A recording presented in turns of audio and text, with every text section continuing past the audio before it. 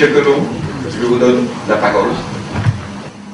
Maurice a vraiment bien fait d'insister sur des réalisations sociales remarquables qui se déroulent au Venezuela, dans d'autres pays d'Amérique latine aussi d'ailleurs, le mouvement a commencé. Il a eu tout à fait raison de dire comment nous informe-t-on là-dessus. Et je pense que des menaces pèsent sur le Venezuela. Qui aurait pensé qu'on allait revenir au système des coups d'État militaires classiques? Il faut le prendre comme un avertissement.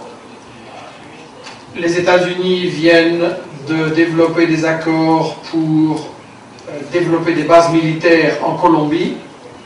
La 4e flotte, qui est chargée de surveiller l'Amérique latine et qui avait été désaffectée dans les années 50, le continent étant jugé sous contrôle, on vient de la réactiver, avec à sa tête un amiral qui a fait toute sa carrière dans les forces spéciales, c'est-à-dire celles qui font des débarquements pour renverser des présidents ou des premiers ministres gênants.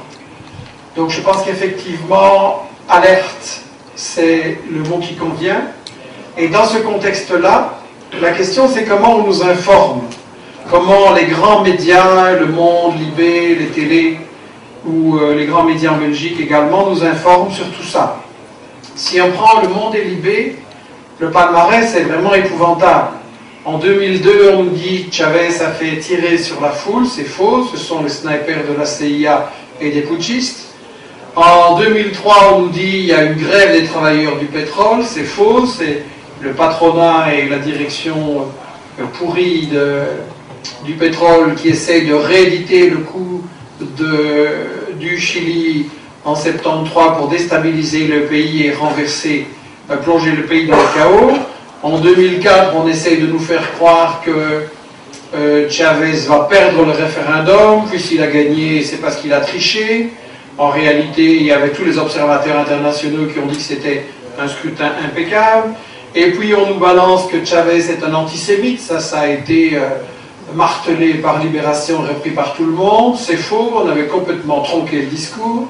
Et puis on nous dit que Chavez veut devenir président à vie, il veut le droit d'être réélu, comme ça se faisait en France, comme ça se fait en Colombie, où rigolotement il n'y a personne qui en parle, comme ça se fait dans beaucoup d'États. Et puis on nous dit que Chavez veut créer un parti unique.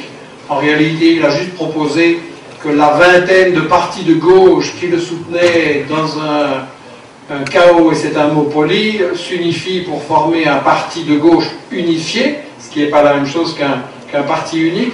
Et ça continue, et donc on a, en pratiquant un test média sur la presse française et européenne, j'ai eu l'occasion vraiment de dresser ce bilan catastrophique.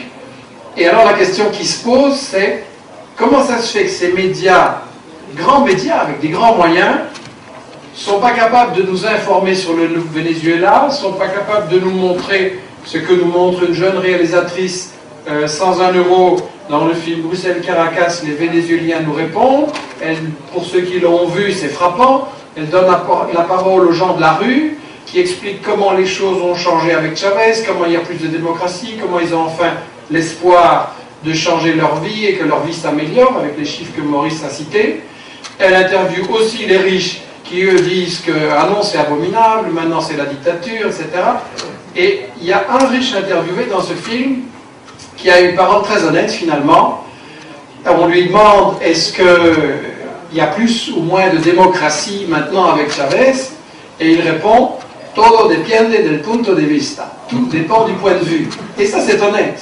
Ça veut dire qu'effectivement pour les riches ça va beaucoup plus mal et pour tous les autres ça va beaucoup mieux. Pourquoi est-ce que Le Monde et Libé ne sont pas capables tout simplement de nous présenter ça en disant voilà, il y a au Venezuela des gens, ils ont 2 tiers qui trouvent Chavez formidable et un tiers qui le déteste pour toutes sortes de raisons, notamment la télé.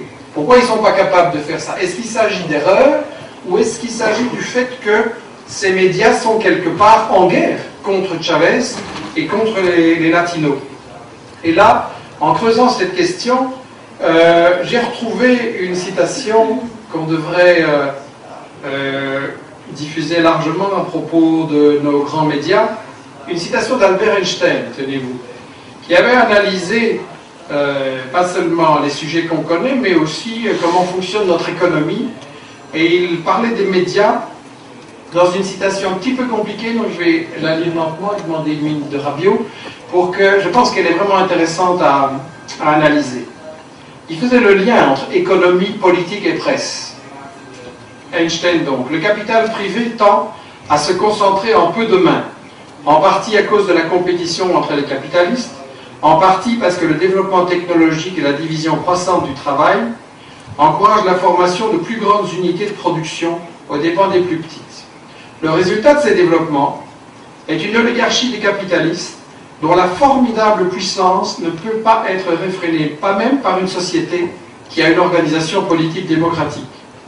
C'est vrai parce que les membres du corps législatif sont choisis par des partis politiques largement financés ou influencés par les capitalistes privés. La conséquence en est, dans les faits, que les représentants du peuple ne protègent pas suffisamment les intérêts des moins privilégiés. De plus, et on en vient aux médias, dans les conditions actuelles, dit Einstein, les capitalistes contrôlent inévitablement, d'une manière directe ou indirecte, les principales sources d'information, presse, radio, éducation. Et sa conclusion, il est ainsi extrêmement difficile pour le citoyen, et dans la plupart des cas tout à fait impossible, d'arriver à des conclusions objectives et de faire un usage intelligent de ses droits politiques. Fin de la citation d'Einstein, qui à mon avis s'applique exactement maintenant à ce que nous vivons comme information ou comme désinformation. Alors la question c'est, est-ce qu'on a un espoir de voir que ça va s'améliorer? Et si on prend en exemple ce qui nous est présenté comme le quotidien de référence en France, Le Monde, pas le diplomatique, hein, d'autres, si on analyse Le Monde, je pense qu'on a peu de motifs d'espoir, parce qu'au niveau de ses actionnaires, on a d'abord le groupe Hachette, c'est-à-dire Lagardère, c'est-à-dire le principal marchand d'armes en France et en Europe. Comment voulez-vous qu'un média qui gagne tellement avec la guerre puisse rapporter de façon objective ce qui se passe? Et le deuxième actionnaire du Monde maintenant, ça c'est intéressant et peu connu, c'est le groupe espagnol Prisa, qui édite notamment El País et qui a tout un empire de presse en Espagne, en Amérique latine aussi. Et là c'est intéressant, le groupe Prisa de Polanco, il travaille avec les Colombiens de Miami, il a construit avec M. Cisneros un empire de radio, notamment Grupo Latino Radio, qui est le numéro 1 de la radio hispanophone, et c'est un véritable empire de presse que Prisa a en Amérique latine.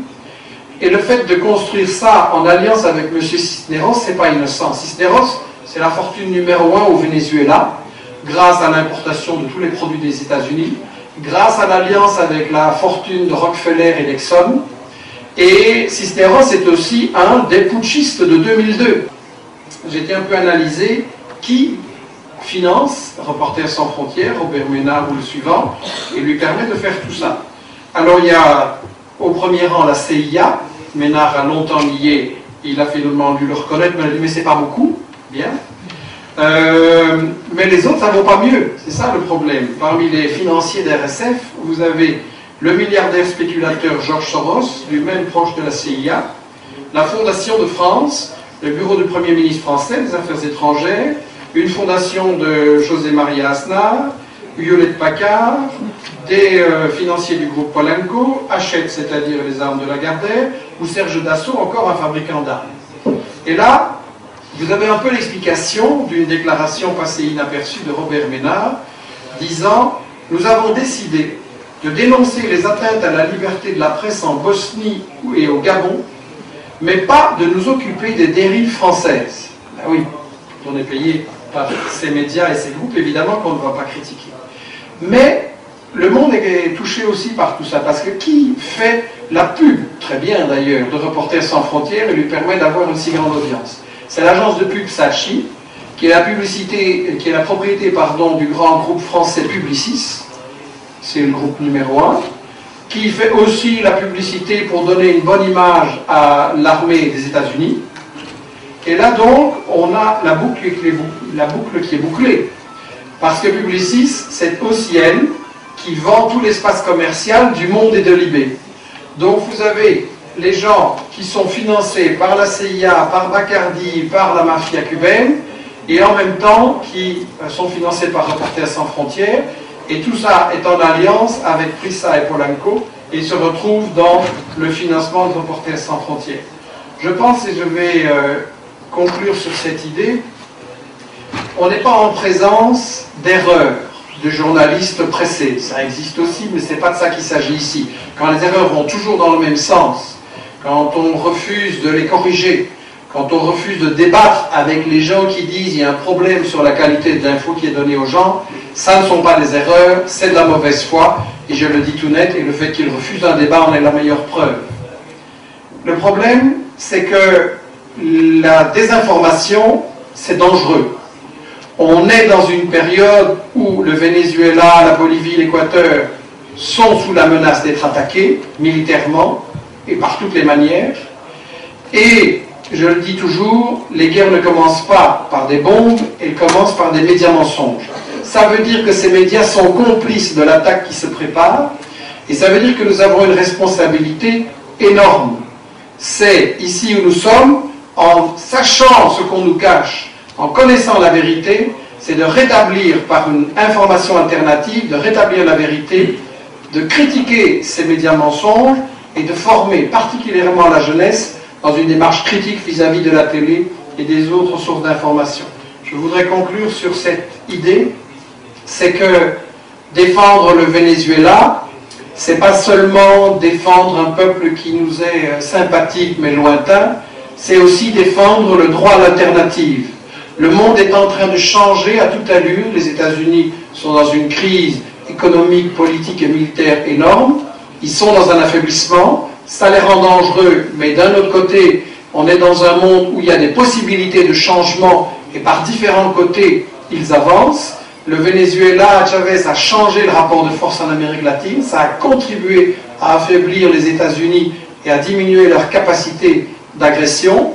Et je pense que défendre le droit des Vénézuéliens à continuer leur expérience, avec toutes ses réussites, avec ses erreurs aussi, et j'en parle dans mon livre, et Maurice a eu raison de dire tout n'est pas bien, il y a des erreurs importantes, il y a des problèmes énormes, mais justement ça c'est l'affaire des Vénézuéliens, et je pense que